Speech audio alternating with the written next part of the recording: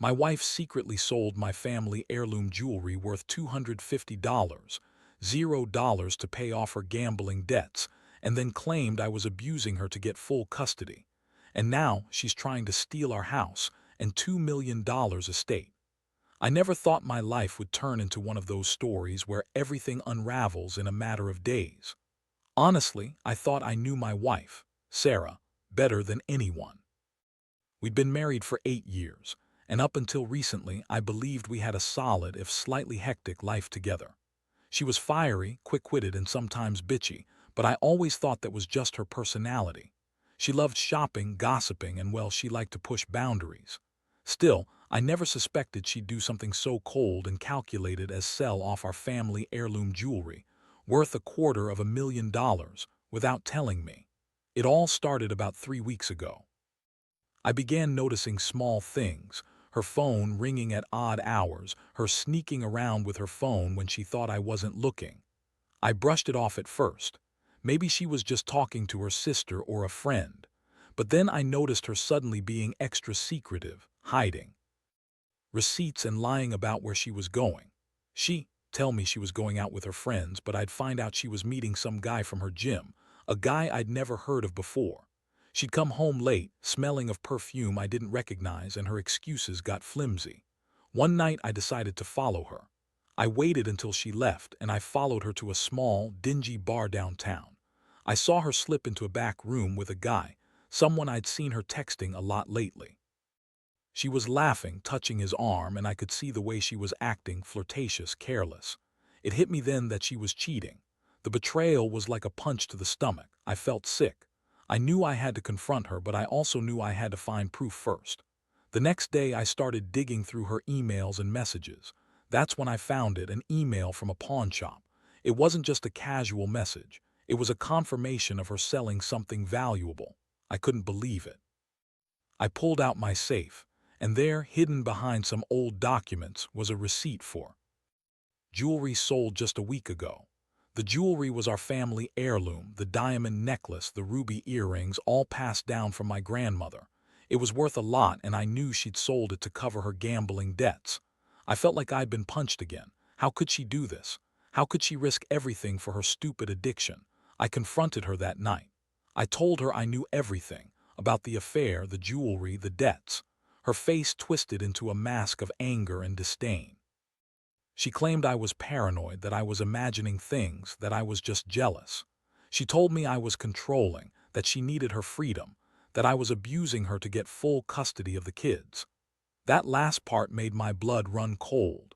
She's been threatening to take the kids if I ever accused her again, and I could see the way she was trying to turn everything around on me. She even accused me of cheating, which I knew wasn't true, but her words stung. She's good at lying, better at twisting the facts. The emotional started then. I was furious, devastated, and confused all at once. I couldn't believe she'd betray me like this, sell our family's legacy, cheat on me, and then try to make me the villain. I felt like I was drowning in betrayal. I saw the person I thought I knew dissolve into someone else, someone selfish, manipulative, and utterly ruthless. I didn't sleep that night, replaying everything, trying to find a way to fix it or at least understand how she could do this to us. But deep down, I knew this was just the beginning of a long, painful journey. After that night, everything changed. I couldn't look at Sarah the same way. The woman I married, the woman I trusted with everything, had been hiding a secret that shattered our life, selling off our family heirlooms, racking up gambling debts, and lying about everything. It was like discovering a stranger in my bed. I felt betrayed on every level, and the anger started to boil inside me. But what cut even deeper was realizing how much she was willing to lie and manipulate to keep her secrets hidden. The next few days were a blur. I threw myself into trying to understand how she managed to pull this off without me noticing. I looked through our bank accounts, credit card statements, and pawnshop receipts. It was all there.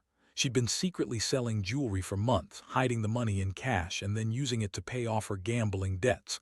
I found out she owed thousands, tens of thousands, and she'd been covering her tracks so well. I couldn't believe I'd been so blind. How did I miss all of this? How did I not see the signs? The worst part was the betrayal of trust, but the second worst was her blatant lies. She kept insisting she was just stressed, that her gambling was under control, and that I was overreacting. When I confronted her with the evidence, she snapped. She called me paranoid, accused me of spying on her, and said I was just trying to control her. Then she threw in the classic line, "You're just jealous because I'm prettier and more successful than your boring ass." That was her way of turning everything around, making me feel like I was the problem, not her. It was infuriating. But I knew the real story. I knew she was lying. I knew she'd been lying about her whereabouts, about her finances, and about her affair. I also started to realize she was planning something bigger. She started talking about getting her life back, protecting the kids, and making sure I don't ruin everything for her. That's when I realized she was trying to manipulate the situation to her advantage. She was framing me as the bad guy, trying to turn the kids against me, and even threatening to take everything. Our house, the inheritance, everything we built. I decided I had to act fast. I couldn't let her keep twisting everything. I hired a lawyer, started gathering evidence, and prepared for a confrontation. I also reached out to a private investigator to confirm her activities. That's when I learned she'd been secretly talking to a divorce attorney, planning her next move. She was trying to set up a case to claim I was abusive, just like she'd claimed to her friends and family. She thought if she painted me as the villain, she could get full custody of the kids and even take our house. I was stunned. How far was she willing to go? I felt like I was in a nightmare from which I couldn't wake up. My trust was shattered, and I was left with this gnawing sense of betrayal that kept growing. I kept asking myself, how did I miss all the signs? How did I not see her slipping away from me? I had always thought we were solid, but now I saw everything for what it really was, a house built on lies and deception. I knew I had to decide whether to fight for my marriage or cut my losses and move on. But right now, I was just trying to breathe, trying to hold everything together while feeling like I was drowning in betrayal. The more I uncovered, the angrier I got. It wasn't just about the jewelry or the affair anymore. It was about the fact that she'd lied to me every single day. She told me she loved me, that she was stressed but working through it, and that she'd never do anything to hurt our family. Meanwhile, behind my back, she was selling off our inheritance, gambling away our future, and lying about her whereabouts. I kept thinking, how could she be so manipulative, so cold? It was like discovering a part of her that I never knew existed. I started to realize her game. Sarah knew I was a cautious guy, not quick to accuse, but she was banking on that. She thought she could keep her secrets hidden long enough to drain our estate and walk away with everything. And she was trying to do it under the guise of being the victim, claiming I was abusive, that I was controlling. She'd even started filing documents, fake accusations, trying to get full custody of our two kids. That was her end game, take everything, including the house and the estate, and then disappear. I couldn't let that happen. I couldn't let her use our children as pawns or manipulate the legal system to her advantage. I decided I had to fight fire with fire. I hired a lawyer and began building a case, not just about her infidelity and theft, but about her attempts to manipulate the custody situation. I also started documenting everything, her lies, her secret meetings, the sales receipts, her phone calls. I needed hard evidence to protect myself and our kids. Meanwhile, Sarah's attitude shifted from defiant to outright hostile. She started throwing tantrums, claiming I was trying to control her, that I was abusive, and that I had ruined her life. Her words stung, but I knew better. I knew she was trying to turn the tables, to make herself look like the victim so she could justify her actions. She even went as far as claiming I'd been cheating on her, which was laughable. I'd never done anything like that. All I ever wanted was honesty and trust, and she'd thrown that away for sex, money, and her gambling addiction. One night, she lost her temper completely. She accused me of trying to steal her happiness, of trying to control her, and then she outright threatened me. She said if I didn't back off, she'd make sure I lost everything, our house, our money, the kids.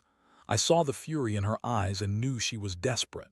That's when I realized this wasn't just about her cheating or the jewelry. It was about her trying to destroy me, destroy our family, and take everything I had worked for. I felt a mix of fear and rage. Fear because I knew she was capable of anything. Rage because I'd been betrayed so completely. The betrayal cut so deep I wondered how I'd ever trust anyone again.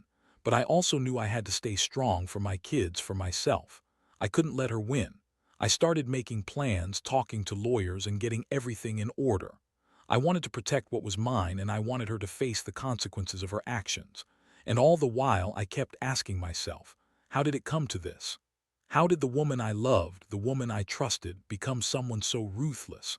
I was devastated, angry, and exhausted. But deep down, I knew I couldn't just sit back and do nothing. I had to fight for my family, for my future, and for the truth. This wasn't just about money or infidelity anymore. It was about survival, and I was determined not to let her take everything I cared about without a fight. The legal process moved quickly once I decided to act.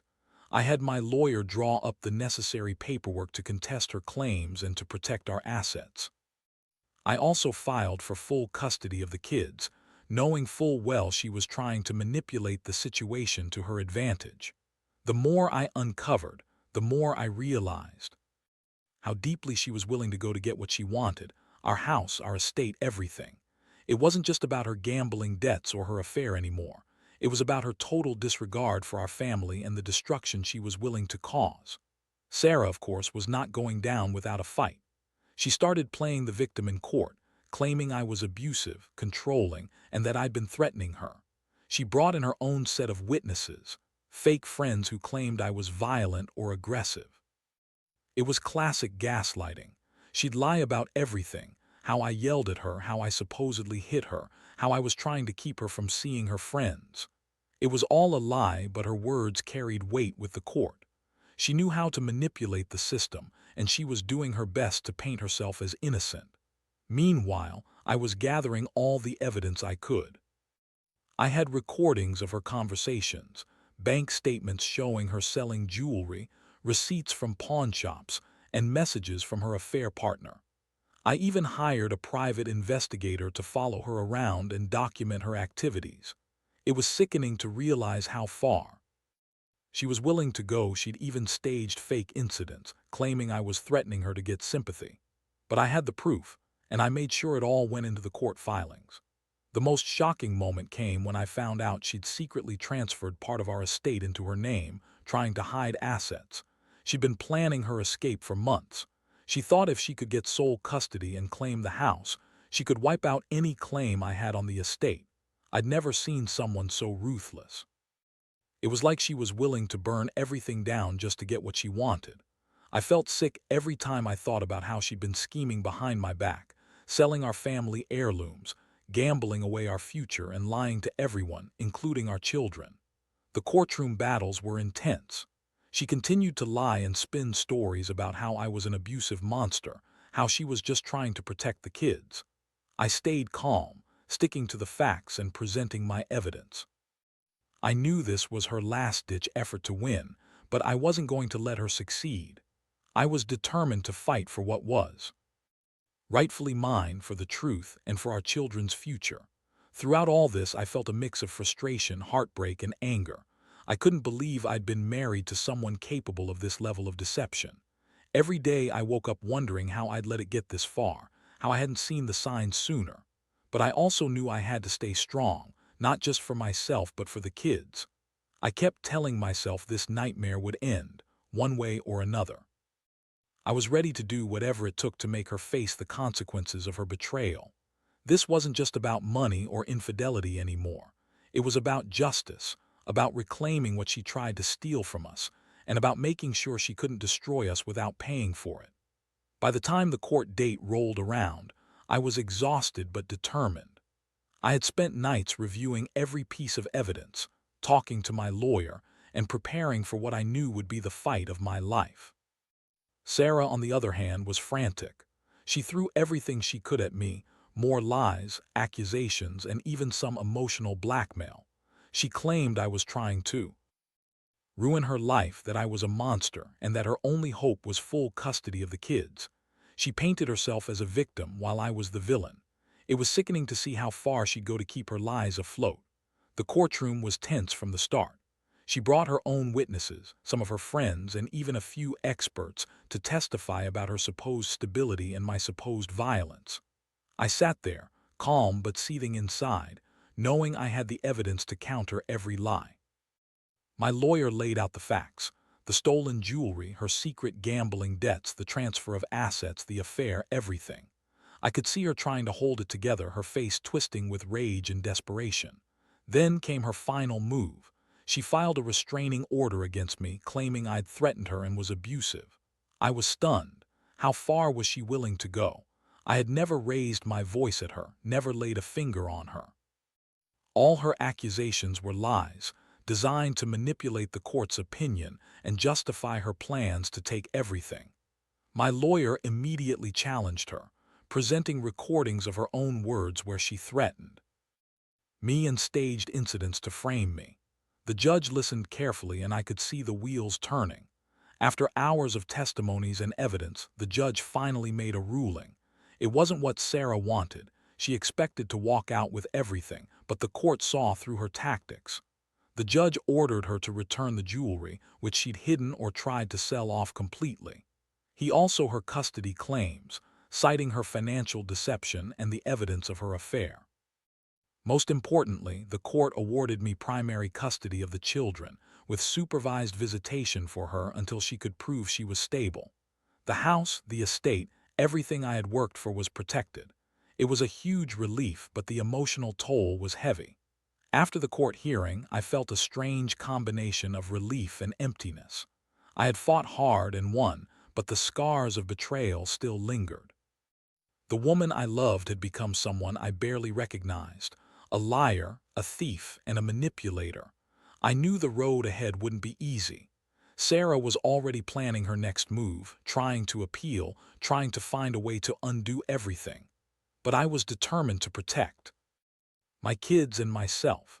I started the process of rebuilding, of healing from the betrayal.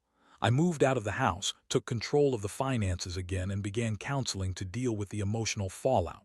Looking back, I realize how close I came to losing everything: my family, my peace, my trust. But I also learned that even in the darkest moments, you have to stand firm. People can surprise you in good ways and bad. Trust is fragile, and betrayal cuts deep. I now know the importance of paying attention to the little signs, of not ignoring red flags, and of fighting for what's right. My advice to anyone reading this: never ignore your instincts. If something feels wrong, dig deeper. Because sometimes the truth is uglier than you could ever imagine, and you need to be prepared to face it head on. In the end, I realized that betrayal cuts so much deeper than I ever thought possible. I thought I knew Sarah, thought I had a solid marriage built on trust, but it was all a facade. The woman I married turned out to be someone entirely different, someone selfish, manipulative, and willing to destroy everything for her own gain. I spent months fighting to protect what little was left of my sanity and my family, and I came out on the other side with a clearer understanding of what truly matters. Losing the jewelry, the estate, and even the illusion of a perfect marriage hurt more than I can put into words. But what hurt even worse was seeing the woman I loved turn into someone capable of such deceit. Still, I learned a lot from this nightmare. I learned to trust my instincts, to never ignore the signs of trouble, and most importantly, to stand up for myself and my children. If there's one thing I want anyone reading this to take away, it's that betrayal isn't the end, it's a test of strength. You can either crumble or rise from the ashes. Now I'm rebuilding my life, focusing on my kids and trying to find peace after months of chaos. I've moved out, taken control of the finances again, and started therapy to heal. I still feel the sting of betrayal every day, but I also feel a sense of relief. Justice was served, and I have a new perspective on what real trust looks like. I hope my story serves as a warning and a reminder. Never take your relationship for granted, and always keep an eye on the things that matter most, because when it all falls apart, it's the truth that will set you free. To anyone out there going through something similar, hold tight. It's a tough road, but you're stronger than you think. Trust your gut, gather your evidence, and don't be afraid to fight for what's right.